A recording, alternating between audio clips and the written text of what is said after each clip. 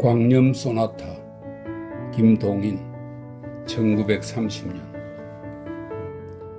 독자는 이제 내가 쓰려는 이야기를 유럽의 어떤 곳에 생긴 일이라고 생각하여도 좋다. 혹은 40~50년 뒤에 조선을 무대로 생겨날 이야기라고 생각하여도 좋다. 다만 이 지구상의 어떠한 곳에 이러한 일이 있었는지도 모르겠다. 있는지도 모르겠다. 혹은 있을지도 모르겠다. 가능성뿐은 있다. 이만치 알아두면 그만이다. 그런지라 내가 여기 쓰려는 이야기의 주인공 되는 백성수를 혹은 알베르트라 생각하여도 좋을 것이요, 찜이라 생각하여도 좋을 것이요, 또는 호모나 기무라 모로 생각하여도 괜찮다. 다만 사람이라 하는 동물을 주인공 삼아가지고 사람의 세상에서 생긴 한 일인 줄만 알면, 이러한 전제로서 자, 그러면 내 이야기를 시작하자. 기회라 하는 것이 사람을 망하게도 하고 흥하게도 하는 것을 아시오? 네, 새삼스레 연구할 문제도 아닐걸요? 자, 여기 어떤 상점이 있다 합시다. 그런데 마침 주인도 없고 사환도 없고 온통 비었을 적에 우연히 그 앞을 지나가던 신사가, 그 신사는 재산도 있고 명망도 있는 점잖은 사람인데 그 신사가 빈 상점을 들여다보고 혹은 이렇게 생각할 수도 있지 않아요? 통 비었으니까 도적놈이라도 넉넉히 들어갈 게다. 들어가서 훔치면 아무도 모를 테다. 집을 왜 이렇게 비워둔담? 이런 생각 끝에 혹은 그 돌발적 변태 심리로서 조그만 물건 하나, 변변치도 않고 욕심도 안 나는 물건 하나를 집어서 주머니에 넣는 경우가 있을지도 모르지 않겠습니까? 글쎄요. 있습니다. 있어요. 어떤 여름날 저녁이었다.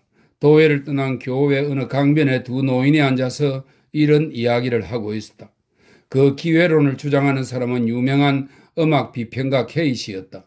듣는 사람은 사회 교화자의 모 씨였다. 글쎄 있을까요? 있어요. 좌우간 있다 가정하고 그러한 경우에는 그 책임은 어디 있습니까? 동양 속담 말에 외바스는 신건도 다시 매지 말랬으니 그 신사가 책임을 질까요? 그래버리면 그뿐이지만 그 신사는 점잖은 사람으로서 그런 절대적 기묘한 찬스만 아니더라면 그런 마음은 결코 염도 내지 않을 사람이라 생각하면 어찌 됩니까? 말하자면 죄는 기회에 있는데 기회라는 무형론은 벌어날 수가 없으니까 그 신사를 가해자로 인정할 수밖에 지금은 없지요. 그렇습니다. 또 한 가지, 사람의 천재라는 것도 경우에 따라서는 어떤 기회가 있으면 영구히 안 나타나고 많은 일이 있는데 그 기회란 것이 어떤 사람에게서 그 사람의 천재와 범죄 본능을 한꺼번에 끌어내었다면 우리는 그 기회를 저주하여야겠습니까? 축복하여야겠습니까? 글쎄요. 선생은 백성수라는 사람을 아시오? 백성수? 저 기억이 없는데요. 작곡가로서 네, 생각납니다. 유명한 광염 소나타의 작가 말씀이지요? 네, 그 사람이 지금 어디 있는지 아십니까? 모릅니다. 발광했단 말이 있었는데, 네, 지금 모모 정신병원에 감금되어 있는데 그 사람의 일대기를 이야기할게 들으시고 사회 교화자로서의 의견을 말씀해 주십시오. 내가 이제 이야기하려는 백성수의 아버지도 또한 천분 많은 음악가였습니다. 나와는 동창생이었는데 학생 시대부터 벌써 거의 천분은 넉넉히 볼 수가 있었습니다. 그는 작곡과를 전공하였는데 때때로 스스로 작곡을 하여서는 밤중에 혼자서 피아노를 두드리고 하여서 우리들로 하여금 뜻하지 않고 일어나게 하고 하였습니다. 그리고 우리는 그 밤중에 울려오는 야성적 선율에 몸을 소스라치고 하였습니다. 그는 야인이었습니다. 광포스런 야성은 때때로 비유에 틀리면 선생을 두들기기가 예사이며 우리 학교 근처의 술집이며 모든 상점 주인들은 그에게 몇 개나 안 맞아 사람이 없었습니다. 그러한 야성은 그의 음악 속에 풍부히 잠겨 있어서 오히려 그 야성적인 힘이 그의 예술을 더 빛나게 하는 것이었습니다. 그러나 그가 학교를 졸업하고 난 뒤에는 그 야성은 다른 곳으로 발전되고 말았습니다. 무서운 술이었습니다. 아침부터 저녁까지, 저녁부터 아침까지 술잔이 그의 입에서 떠나지를 않았습니다. 그리고 술을 먹고는 옆편네들에게 행패를 하고 경찰서에 구류를 당하고 나와서는 또 같은 일을 하고. 작품이다 무엇이 왜까? 술을 먹은 뒤에 지형에 겨워 때때로 피아노에 앉아서 즉흥으로 탄주를 하고 하였는데 지금 생각하면 그 귀기가 사람을 엄습하는 힘과 야성, 베토벤이라도 근대 음악가에서 발견할 수 없던 그런 보물이라 하여도 좋을 것이 많았지만 우리들은 각각 제길 닦기에 바쁜 사람이라 주정꾼의 즉흥악을 일일이 베껴둔다든가 그런 일은 꿈에도 생각하지 않았습니다. 우리들은 그의 장래를 생각하여 때때로 술을 삼가기를 권고하였지만 그런 야인에게 친구의 권고가 무슨 소용이 있겠습니까? 술은 음악이다 하고는 하하 웃어버리고는 다시 술집으로 달아나고 합니다. 그러한 지 7, 8년이 지난 뒤에 그는 아주 폐인이 되고 말았습니다. 술이 안 들어가면 그의 손은 떨렸습니다. 눈에는 눈곱이 꼈습니다. 그리고 술이 들어가면 그는 그 광포성을 발휘하였습니다. 누구를 물러나고 붙잡고는 입에 술을 부어 넣어 주었습니다. 그러다가는 장소를 불문하고 아무데나 누워서 잡니다. 사실 아까운 천재였습니다. 우리들 세에는 때때로 그의 천분을 생각하고 아깝게 여기는 한숨이 있었지만 세상에서는 그 장래가 무서운 한 천재가 있었다는 것은 몰랐었습니다. 그러는 동안에 그는 어떤 양가의 처녀를 어떻게 관계를 맺어서 애까지 뱄습니다. 그러나 그 애의 출생을 보지 못하고 아깝게도 심장마비로 죽어버리고 말았습니다. 그 유복자로 세상에 나온 것이 백성수였습니다. 그러나 우리는 백성수가 세상에 출생되었다는 풍문만 들었지 그의 아버지가 죽은 뒤부터는 그 애의 소식이며 그의 어머니의 소식은 일절 몰랐습니다. 아니 몰랐다는 것보다 그 집안의 일은 우리의 머리에서 온전히 잊어버리고 말았습니다. 30년이라는 세월이 흘렀습니다. 10년이면 산천도 변한다 하는데 30년 새의 변천을 어찌 이루다 말하겠습니까? 좌우간 그동안에 나는 내 이름을 닦아놓았습니다. 아시다시피 지금 K라 하면 이 나라에서 첫 손가락을 꼽는 음악 비평가가 아닙니까? 견실한 지도적 비평가 K라면 이 나라의 음악계의 권위이며 이 나의 한마디는 음악가의 가치를 결정하는 판결문이라 하여도 옳을 만치 되었습니다. 많은 음악가가 내 손 아래서 자랐으며 많은 음악가가 내 지도로서 이름을 날렸습니다. 재작년 이른 봄 어떤 날이었습니다. 그때 나는 조용한 밤중에 몇 시간씩을 모 예배당에 가서 명상으로 시간을 보내는 것이 습관이 되어 있었습니다.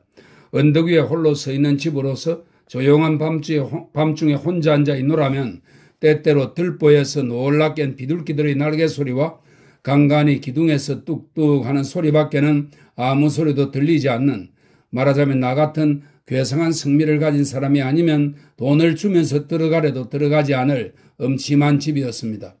그러나 나 같은 명상을 즐기는 사람에게는 다른 데서 구하기 힘들도록 온갖 것을 가진 집이었습니다. 외따르고 조용하고 음침하며 간간히 알지 못할 신비한 소리까지 들리며 멀리서는 때때로 놀란 듯한 기적 소리도 들리는 이것뿐으로도 상당한데 게다가 이 예배당에는 피아노도 한 대 있었습니다. 예배당에는 오르간은 있을지나 피아노가 있는 곳은 쉽지 않은 것으로서 무슨 흥이나 날 때에는 피아노에 가서 한 곡 두드리는 재미도 또한 괜찮았습니다. 그날 밤도 아마 2시는 지났을걸요. 그 예배당에서 혼자서 눈을 감고 조용한 맛을 즐기고 있노라는데 갑자기 저편 아래에서 제제하는 소리가 납디다. 그래서 눈을 번쩍 뜨니까 화강이 충천하였는데 내다보니까 언덕 아래 어떤 집이 불이 붙으며 사람들이 왔다 갔다 야단이었습니다. 이렇게 말하면 어떨지 모르지만 그다지 멀지 않은 곳에서 불 붙는 것을 바라보는 맛도 괜찮은 것이었습니다. 이래서는 불길이며 퍼져나가는 연기, 불씨의 날아가는 양, 그 가운데 거뭇거뭇 보이는 기둥, 집의 송장, 재채거리는 사람의 무리, 이런 것은 어떻게 생각하면 과연 시도 될지며 음악도 될 것이었습니다. 옛날에 네로가 로마에 불 붙는 것을 바라보면서 자기의 비파를 들고 노래를 하였다는 것도 음악가의 견지로 보면 그다지 나무랄 것이 아니었습니다. 나도 그때 그 불을 보고 차차 흥이 났습니다.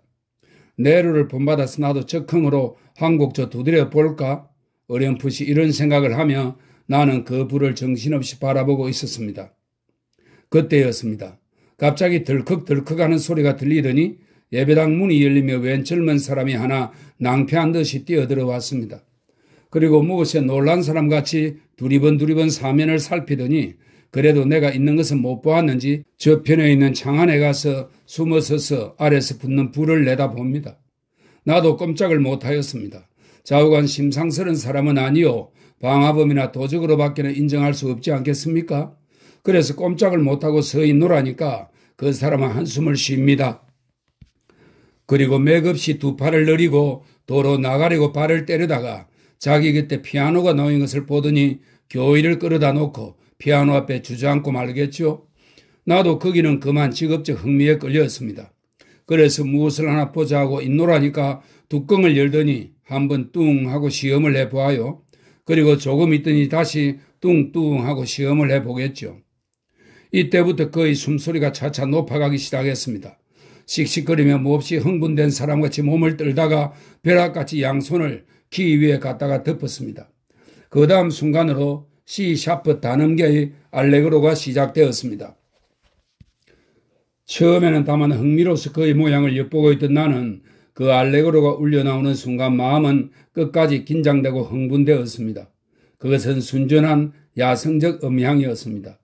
음악이라 하기에는 너무 힘있고 무기교였습니다. 그러나 음악이 아니라기에는 거기는 너무 괴롭고도 무겁고 힘있는 감정이 들어있었습니다. 그것은 마치 야반의 종소리와도 같이 사람의 마음을 무겁고 음침하게 하는 음향인 동시에 맹수의 울부짖음과 같이 사람으로 하여금 소름 돋치게 하는 무서운 감정의 발현이었습니다. 아, 그 야성적 힘과 남성적 부르짖음, 그 아래 감추어 있는 침통한 주림과 아픔, 순박하고도 아무 기교가 없는 그 표현. 나는 털썩 그 자리에 주저앉고 말았습니다. 그리고 음악가의 본능으로서 뜻하지 않게 주머니에서 오선지와 연필을 꺼내었습니다.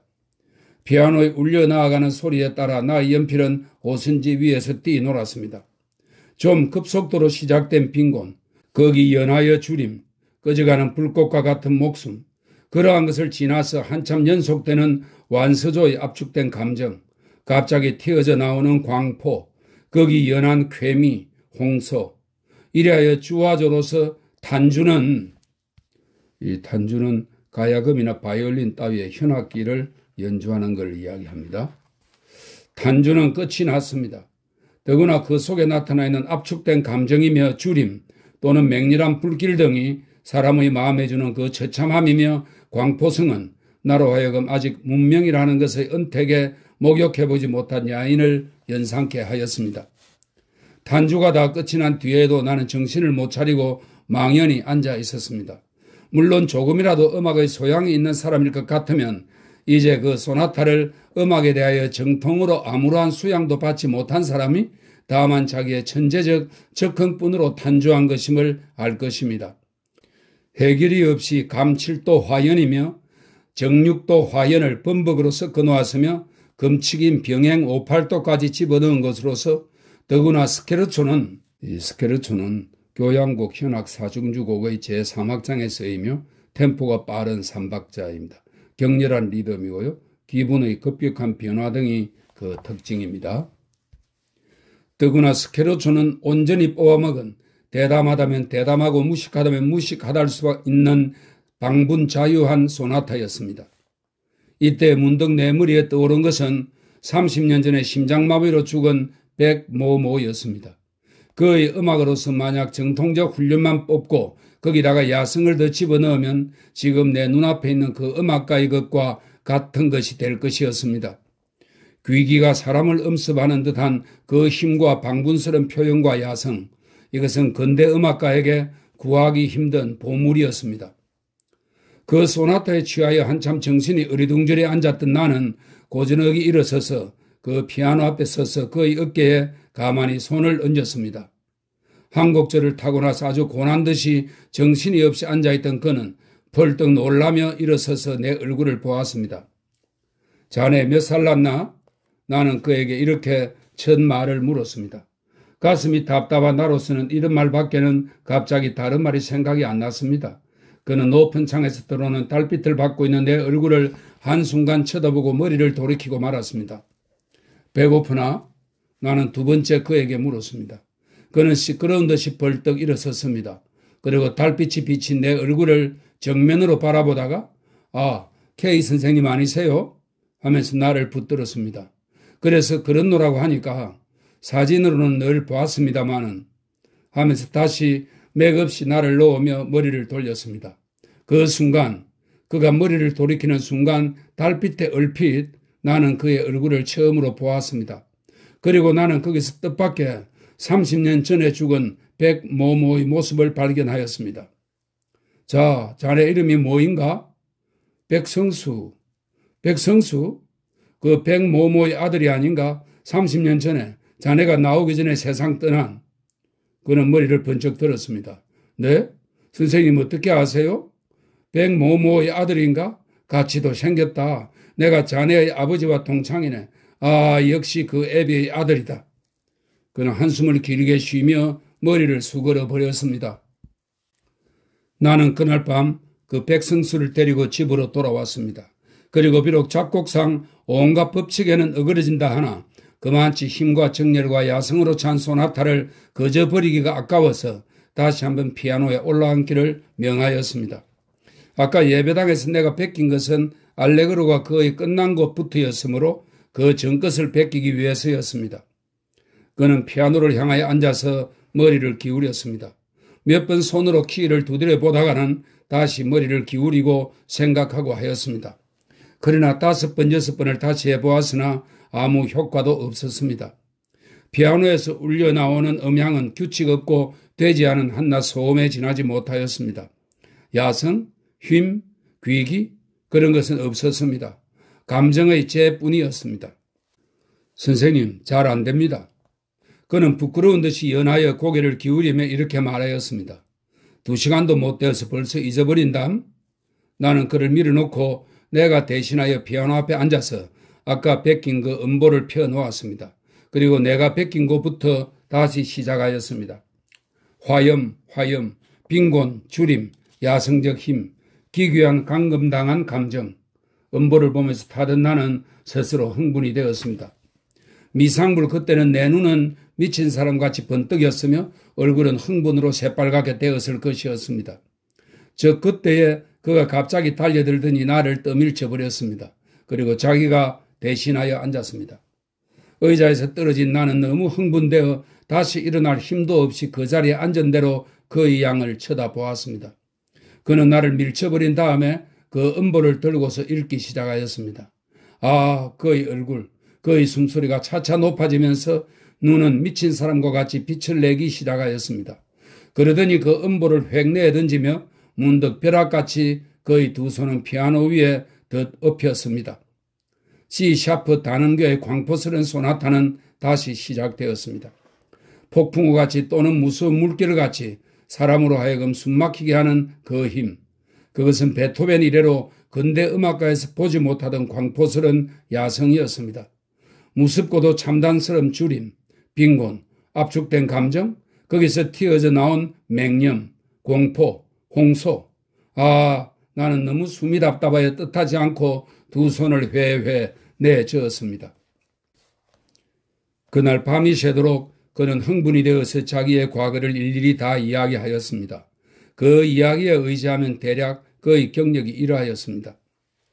그의 어머니는 그를 뵌 뒤에 곧 자기의 친정에서 쫓겨나왔습니다. 그때부터 그의 가난함은 시작되었습니다. 그러나 교양이 있고 어진 그의 어머니는 품팔이를 할지언정 성수를 곱게 길렀습니다. 변변치는 않으나마 오르간 하나를 준비해두고 그가 잠자릴 때에는 슈베르트의 자장가로서 그의 잠을 도왔으며 아침에 깨일 때는 하루 종일 유쾌히 지내게 하기 위하여 랜더의 세컨드 왈츠로서 그의 원기를 둬두었습니다. 그는 3살 났을 적에 어머니의 품에 안겨서 오르간을 장난해 보았습니다. 이 오르간을 장난하는 것을 본 어머니는 근근히 돈을 모아서 그가 6살 나던 해에 피아노를 하나 샀습니다.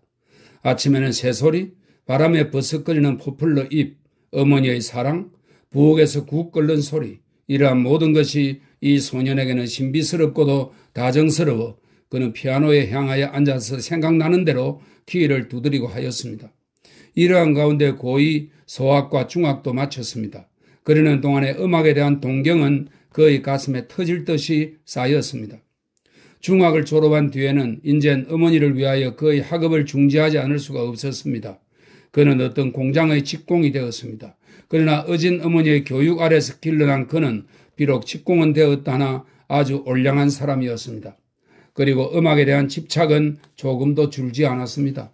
비록 돈이 없어서 정식으로 음악 교육은 못 받을 망정 거리에서 손님을 끊으라고 털어놓은 유성기 앞이며 또는 일요일날 예배당에서 찬양대의 노래에 젊은 가슴을 뛰놀리던 그였습니다. 집에서는 피아노와 벌 떠나본 일이 없었습니다. 때때로 비상한 감흥으로 오선지를 내놓고 음보를 그려본 적도 한두 번이 아니었습니다. 그러나 이상한 것은 그만치 뛰놀던 열정과 터질 듯한 감격도 음보로 그려놓으면 아무 긴장도 없는 싱거운 음계가 되어버리고 하였습니다. 왜? 그만치 천분이 있고 그만치 열정이 있던 그에게서 왜 그런 재와 같은 음악만 나왔느냐고 물으실 테지요? 거기에 대해서는 이따가 설명하리다. 감격과 불만, 열정과 재, 비상한 흥분과 그 흥분에 대한 반비례 되는 시원치 않은 결과, 이러한 불만의 10년이 지났습니다. 그의 어머니는 문득 몹쓸 병에 걸렸습니다. 자양과 약값, 그의 몇 해를 근근히 모았던 돈은 차차 줄기 시작하였습니다.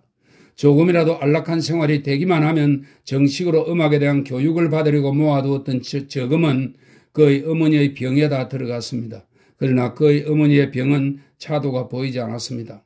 그리하여 그와 내가 그 예배당에서 만나기 전해 여름 어떤 날 그의 어머니는 도저히 회복할 가망이 없는 중태까지 빠지게 되었습니다.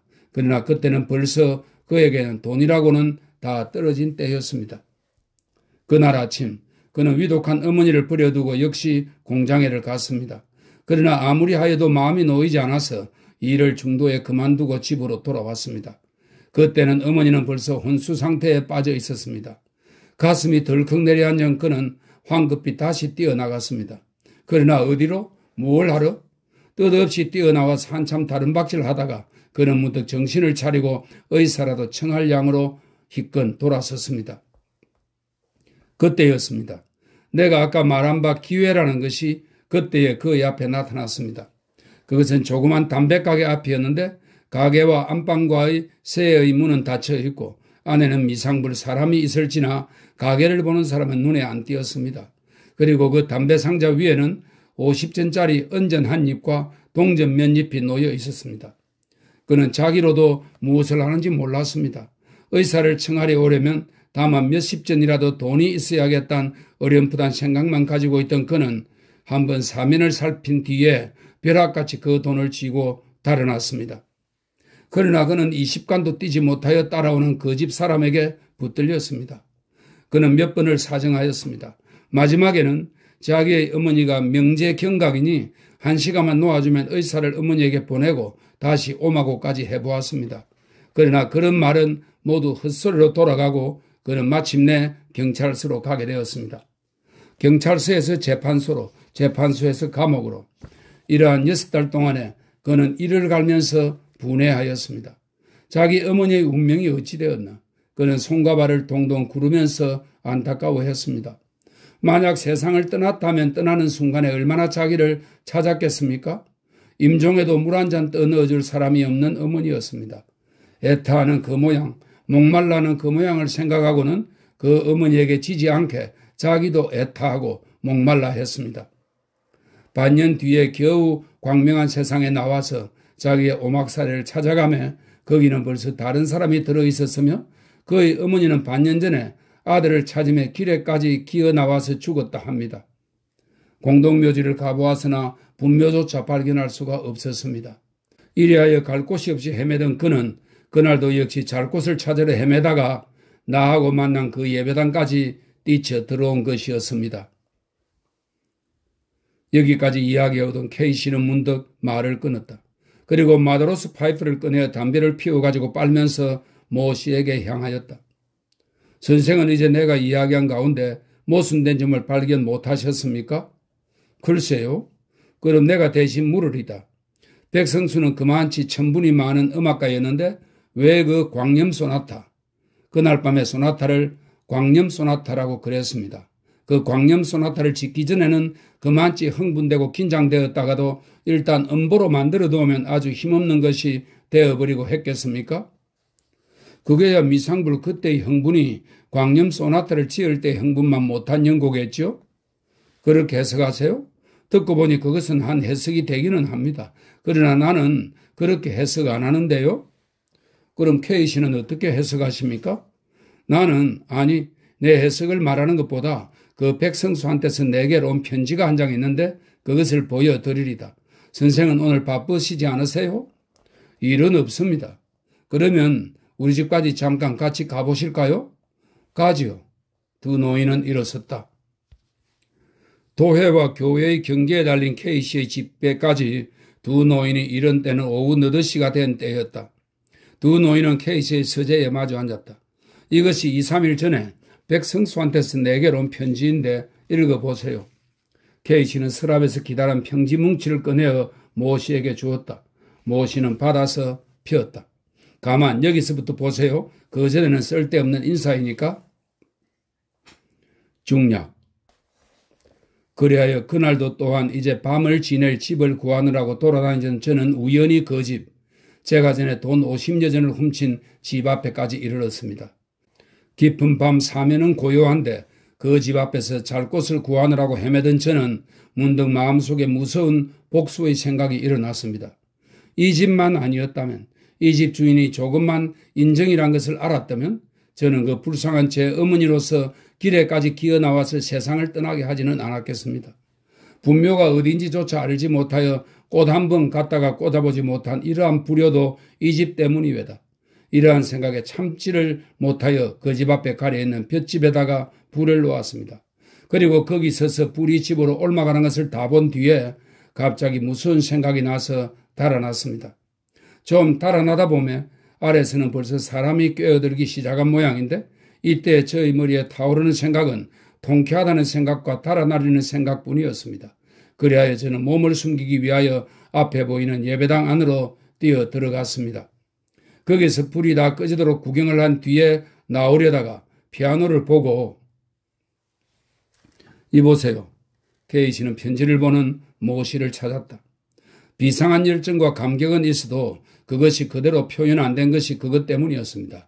즉 성수의 어머니는 몹시 어진 사람으로서 어렸을 때부터 성수의 교육을 몹시 힘을 들여서 착한 사람이 되도록 그렇게 길렀습니다. 그려 그 어진 교육 때문에 그가 하늘에서 타고난 광포성과 야성이 표면상에 나타나지를 못하였습니다. 그 타오르는 야성적 열정과 힘이 음보로 그려놓으면 아주 힘없는, 말하자면 김 빠진 술과 같이 되고 하는 것이 모두 그 때문이었습니다. 그려 점잖고 어진 교훈이 그의 천분을 못 발휘하게 한 셈이죠. 그것이 그 사람 성수가 감옥 생활을 할 동안에 한 번 씻기기는 하였으나 그러나 사람의 교양이라는 것은 온전히 씻지는 못하는 것이외다. 거기다가 그 원수의 집 앞에서 갑자기 말하자면 돌발적으로 야성과 광포성이 나타나서 불을 놓고 예배당 안에 숨어서서 그 야성적 광포적 괴미를 한껏 즐긴 다음에 그에게서 폭발하여 나온 것이 그 광염 소나타였구려. 이래서는 불길, 사람의 비명, 온갖 것을 무시하고 퍼져나가는 불의 세력, 이러한 것은 사실 야성적 괴미 가운데 어뜸이 되는 것이니까요. 아셨습니까? 그러면 그 다음에 그 편지에 여기부터 또 보세요. 저는 그날의 일이 아직 눈앞에 어리는 듯 하외다. 선생님이 저를 세상에 소개하시기 위하여 늙으신 몸이 몸소 피아노에 앉으셔서 초대한 여러 음악가들 앞에서 제 광염 소나타를 탄주하시던 그 광경은 지금 생각하여도 제 눈에서 눈물이 나오려 합니다. 그때 그 손님 가운데 부인 손님 두 분이 기절을 한 것은 결코 광염 소나타의 힘뿐이 아니고 선생의 그 탄주의 힘이 많이 섞인 것을 리라서 부인하겠습니까? 그 뒤에 여러 사람 앞에 저를 내세우고 이 사람이 광염 소나타의 작자이며 30년 전에 우리를 버려두고 혼자 간 일대의 귀재 백모모의 아들이외다. 고 소개하여 주신 그때의 그 감격은 제 일생에 어찌 있사오리까. 그 뒤에 선생님께서 저를 위하여 꾸며주신 방도 또한 제 마음에 가장 맞는 방이었습니다. 널따란 북향방에 동남쪽 귀에 든든한 참나무 침대가 하나, 서북쪽 귀에 아무 장식 없는 참나무 책상과 의자, 피아노가 하나씩, 그 밖에는 방 안에 장식이라고는 서남쪽 벽에 커다란 거울이 하나 있을 뿐 덩그렇게 넓은 방은 사실 밤에 전등 아래 앉아 있노라면 저절로 소름이 끼치도록 무시무시한 방이었습니다. 게다가 방 안은 모두 검은 칠을 하고 창밖에는 늙은 회나무의 고목이 한 그루 서 있는 것도 과연 귀기가 돌았습니다. 이러한 가운데서 선생님은 저로 하여금 방분스러운 음악을 낳도록 애써 주셨습니다. 저도 그런 환경 아래서 좋은 음악을 낳아보려고 얼마나 애를 썼겠습니까? 어떤 날 선생님께 작곡에 대한 계통적 훈련을 원할 때에 선생님은 이렇게 대답하셨습니다. 자네에게는 그러한 교육이 필요가 없어. 마음대로 나오는 대로 하게. 자네 같은 사람에게 계통적 훈련이 들어가면 자네의 음악은 기계화해버리고 말아. 마음대로 온갖 규칙과 규범을 무시하고 가슴에서 터져 나오는 대로.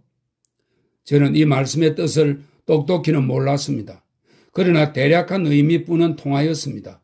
그리하여 저는 마음대로 한껏 자유스러운 음악의 경지를 개척하려 하였습니다. 그러나 그동안에 제가 산출한 음악은 모두 이상이도 저희 이전, 제 어머니가 아직 살아 계실 때의 것과 마찬가지로 아무런 힘도 없는 음향의 유의에 지나지 못하였습니다. 저는 얼마나 초조하였겠습니까? 때때로 선생님께서 최근 비서시 하시는 말씀은 저로 하여금 더욱 초조하게 하였습니다. 그리고 마음이 초조하면 초조할수록 제게서 생겨나는 음악은 더욱 나약한 것이 되었습니다.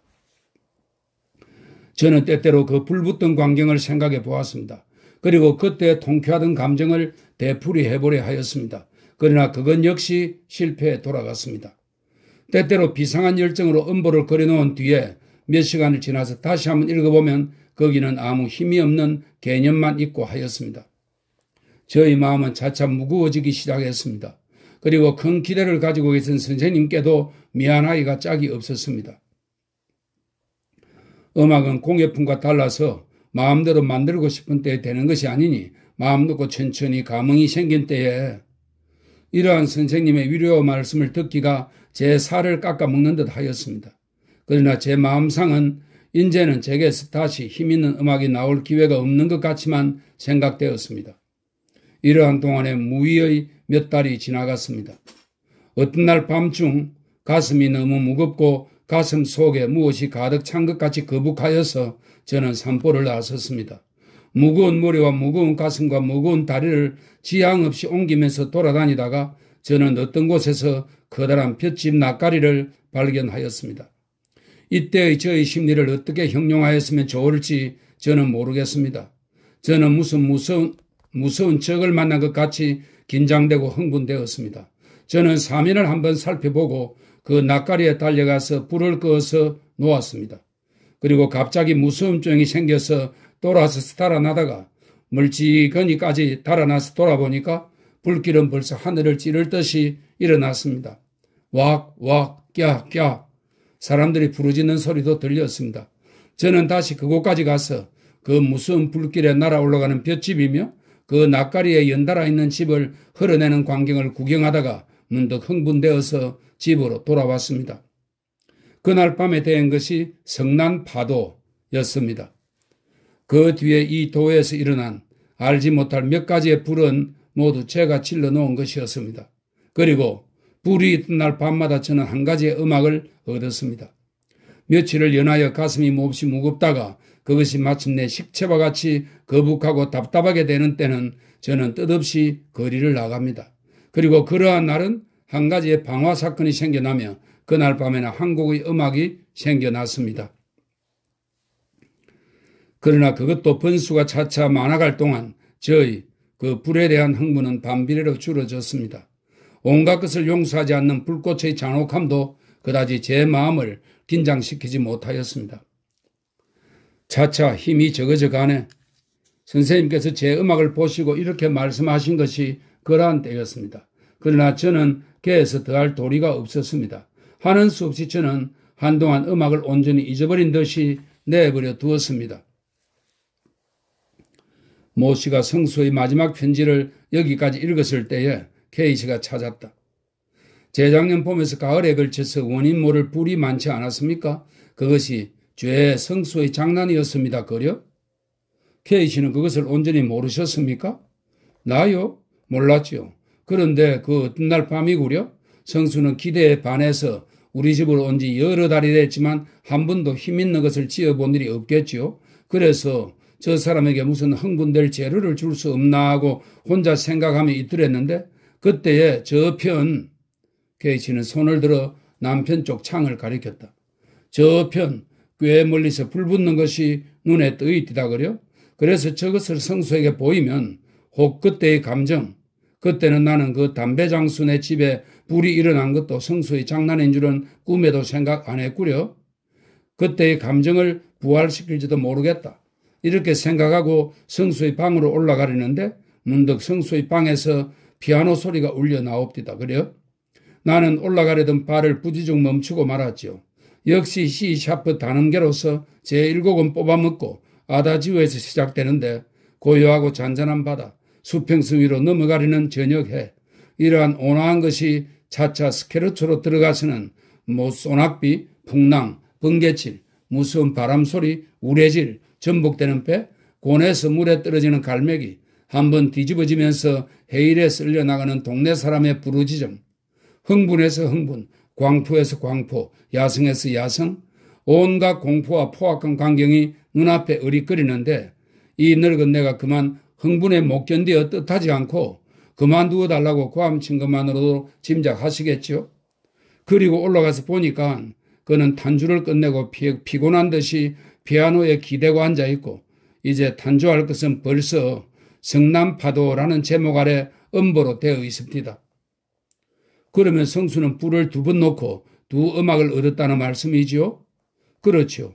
그리고 그 뒤부터는 한 10여일 건너서는 하나씩 지었는데 그것이 지금 보면 한 가지 방화 사건이 생길 때마다 생겨난 것이었습니다. 그러나 그의 편지 맞다나 얼마 지나서부터는 차차 그 힘과 야성이 적어지기 시작했지요. 그래서 가만 계십시오. 그 사람이 그 다음도 피의 선율이나 그 밖에 유명한 곡조를 여러 개 만들지 않았습니까?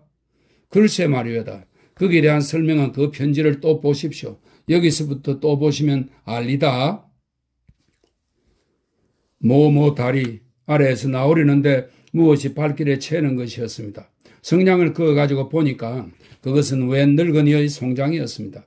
저는 그것이 무서워서 달아나려다가 돌아서려던 발을 다시 돌이켰습니다. 그리고 선생님은 이제 제가 쓰는 일을 이해해 주실런지요? 그것은 너무도 기괴한 일이라 저로서는 믿어지지 않는 일이었습니다. 그 송장을 타고 앉았습니다. 그리고 그 송장의 옷도 모두 찢어서 사면으로 내던진 뒤에 그 벌거벗은 송장을 제 힘이라 생각되지 않는 무서운 힘으로서 높이 쳐들어서 저편으로 내던졌습니다. 그런 뒤에는 마치 고양이가 알을 가지고 놀듯 다시 뛰어가서 그 송장을 들어서 도로 이편으로 던졌습니다. 이렇게 몇 번을 하여 머리가 깨지고 배가 터지고 그 송장은 보기에도 참혹스러이 되었습니다. 그리하여 그 송장을 다시 만질 곳이 없이 된 뒤에 저는 그만 고나여 그 자리에 앉아서 쉬려다가 갑자기 마음이 긴장되고 흥분되어서 집으로 달려왔습니다. 그날 밤에 된 것이 피의 선율이었습니다. 선생은 이러한 심리를 아시겠습니까? 글쎄요. 아마 모르실걸요. 그러나 예술가로서는 능히 머리를 끄덕일 수 있는 심리외다. 그리고 또 여기를 읽어보십시오. 그 여자가 죽었다는 것은 제게는 사실 뜻밖이었습니다. 저는 그날 밤 혼자 몰래 그 여자의 무덤을 찾아갔습니다. 그리고 7, 8시간 전에 묻어놓은 그의 무덤의 흙을 다시 파서 그의 시체를 꺼내어 놓았습니다. 푸르른 달빛 아래 누워있는 아름다운 그의 모양은 과연 선녀와 같았습니다. 가볍게 눈을 닫고 있는 창백한 얼굴, 곧은 콧날, 불호에 진 검은 머리, 아무 표정도 없는 고요한 얼굴은 더욱 처염함을 도왔습니다. 이것을 정신도 없이 들여다보고 있던 저는 갑자기 흥분이 되어 선생님, 저는 이 아래를 쓸 용기가 없습니다. 재판소의 조서를 보시면 저절로 아실 것이 옳시다. 그날 밤에 된 것이 사령이었습니다. 어떻습니까? 네? 어느 도단이에요? 선생의 눈으로는 그렇게 배에 시려다. 또 여기를 읽어보십시오. 이리하여 저는 마침내 사람을 죽인다는 경우에까지 이르렀습니다. 그리고 한 사람이 죽을 때마다 한 개의 음악이 생겨났습니다. 그 뒤부터 제가 지은 그 모든 것은 모두 다 한 사람씩의 생명을 대표하는 것이었습니다. 인전 더 보실 것이 없습니다. 그런데 그만큼 보셨으면 성수에 대한 대략한 일은 아셨을 텐데 거기에 대한 의견이 어떻습니까? 네? 어떤 의견 말씀이오이까? 어떤 기회라는 것이 어떤 사람에게서 그 사람이 가지고 있는 천재와 함께 범죄 본능까지 이끌어내었다 하면 우리는 그 기회를 저주하여야겠습니까? 혹은 축복하여야겠습니까? 이 성수의 일로 말하자면 방화, 사체 모욕, 시간, 살인, 온갖 죄를 다 범했어요. 우리 예술가 협회에서 별로 수단을 다 써서 정부에 탄원하고 재판소에 탄원하고 해서 겨우 성수를 정신병자라 하는 명목 아래 정신병원에 감금했지. 그렇지 않으면 당장의 사형 아닙니까? 그런데 이제 그 편지를 보시도 짐작하시겠지만 평상시에는 그 사람은 아주 명민하고 점잖고 온화한 청년입니다. 그러나 때때로 그 흥분 때문에 눈이 아득해져서 무슨 죄를 범하고 그 죄를 범한 다음에는 훌륭한 예술을 하나씩 산출합니다. 이런 경우에 우리는 그 죄를 밉게 보아야 합니까? 혹은 그 범죄 때문에 생겨난 예술을 보아서 죄를 용서해야 합니까? 그게야 죄를 범치 않고 예술을 만들어냈으면 더 좋지 않습니까? 물론이죠. 그러나 이 성수 같은 사람도 있는 것이니까 이런 경우에는 어떻게 해결하렵니까? 죄를 버려야지요. 죄악이 성하는 것을 그냥 볼 수는 없습니다. K씨는 머리를 끄덕였다. 그렇겠습니다. 그러나 우리 예술가의 견지로는 또 이렇게 볼 수도 있습니다. 베토벤 이후로는 음악이라는 것이 차차 힘이 빠져가서 꽃이나 계집이나 찬미할 줄 알고 연애나 칭송할 줄 알아서 선이 굵은 것은 볼 수가 없이 되었습니다. 게다가 엄정한 작곡법이 있어서 그것은 마치 수학의 방정식과 같이 작곡에 대한 온갖 자유스러운 경지를 제한해 놓았으니까 이후에 생겨나는 음악은 새로운 길을 개척하기 전에는 한 기술이 될 것이지 예술이 될 수는 없습니다. 예술가에게는 이것이 쓸쓸해요. 힘 있는 예술, 선이 굵은 예술, 야성으로 충일된 예술. 우리는 이것을 기다린 지 오래했습니다. 그럴 때 백성수가 나타났습니다. 사실 말이지 백성수의 거세의 예술은 그 하나하나가 모두 우리의 문화를 영구히 빛낼 보물입니다. 우리의 문화의 기념탑입니다. 방화, 살인, 변변치 않은 집계, 변변치 않은 사람계는 그 이 예술의 하나가 산출되는데 희생하라면 결코 아깝지 않습니다. 천년에 한 번, 만년에 한 번 날지 못 날지 모르는 큰 천재를 몇 개의 변변치 않은 범죄를 구실로 이 세상에서 없이 하여 버린다 하는 것은 더 큰 죄악이 아닐까요? 적어도 우리 예술가에게는 그렇게 생각됩니다. K씨는 마주 앉아 노인에게서 편지를 받아서 서랍에 집어넣었다. 새빨간 저녁해에 비쳐서 그의 늙은 눈에는 눈물이 번뜩였다.